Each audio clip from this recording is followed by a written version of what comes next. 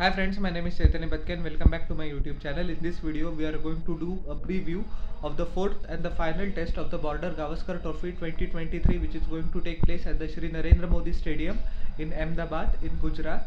A lot to play for, especially Team India, despite the fact that we are comfortably 2-1 ahead in the series. But the last test match was a gruesome reminder that on turning tracks, whether the Indian batsman's ability to play quality spin has been taken into consideration or not, that has to be looked into by team management. And the pitch report, my sources are telling me that there is going to be a black soil, but the wicket will be hard.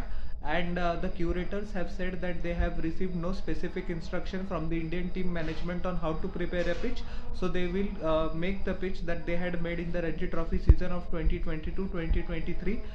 It is interesting to remember that Saurashtra got into the final of the 2023 season, so they have been one of the most consistent sides. And on the eve of the pre-match press conference, actually Rahul Dravid said that the rating Chris Broad, the match referee, gave to the Indore test, actually he is entitled to his own opinion, but it doesn't mean that he shares that opinion. And Rahul Dravid also gave a very logical point that why spinning tracks or why turning tracks are being requested by the team management. It's because for a draw in the WTC format we have 4 points, but for a win we have 12 points. He gave the example of the last test match in Nagpur against New Zealand, where India couldn't take 9 wickets on the final day. Actually, New Zealand held on to a famous draw. So these are the consequences. Mr. Dravid, the head coach of the Indian cricket team, said that the team cannot afford, because the difference between 12 points and 4 points is 8 points, and so that is also not very likely. Baba Lekha not very likely to impact the selection in this game, because as I said at the start of my video, that the teams have the curators have said that they have not received any instruction from the team management, so they are going to prepare a green top, which is going to be hard, but which will assist spinners hopefully on day 2 towards the latter stages of the second day or the third day. As far as team selection is concerned, there are growing voices that KS Bharat needs to be benched in favor of Ishan Kishan, because of the fact that the game is going to take place on a pitch which is going to be hard for the 2 days. Bharat has scored 57 runs in 5 innings and his keeping has been good, but Rahul Dravid openly backed him in the press conference, so he has put that debate to sleep as well. He said that you require luck on these pitches. Bharat played well in Delhi as well, but unfortunately has not had the luck. So I think Bharat will going to continue, but he has to contribute with the bat in this game to substantiate his claim as a backup wicket keeper. And the need for Rishabh Pant in such sort of a situation has been felt dearly by Team India, especially in the under test. With due respect to Ravindra Jadeja as well as Akshar Patel, they don't have the ability to turn the whole test match on his heads in the span of one session that the hitting of Rishabh Pant can do. And Rishabh has been handful in Sena countries as well as in India, but I will not dwell into that fact further. But yes, he's sorely missed.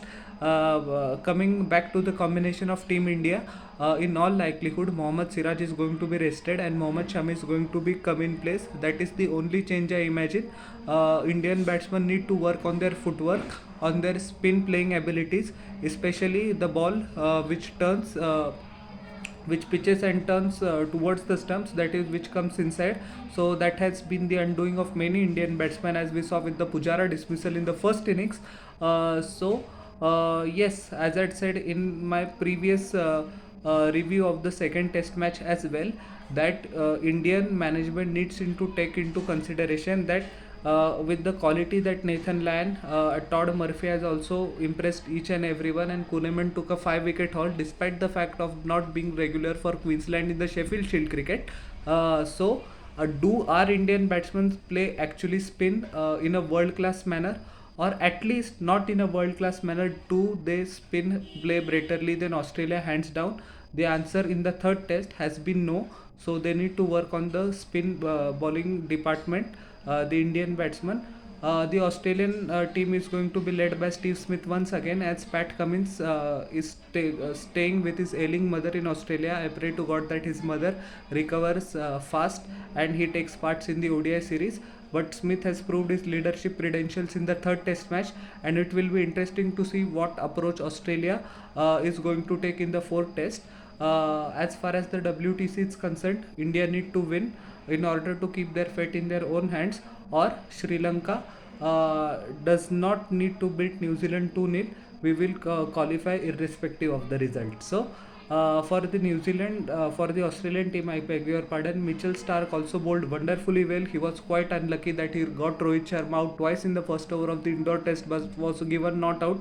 But in all fairness, that wicket actually belonged to Usman Khwaja, but the wicket that Mitchell Starc took of Shreyas Iyer, who was threatening to take the game away from Australia in the India's second innings in the indoor test, was the breakthrough that Australia desperately needed at that time, and it opened the floodgates, because after Iyer's dismissal, despite the fact of Cheteshwar Pujara's resistance and classy 59 runs, India could not take a substantial lead in the first innings.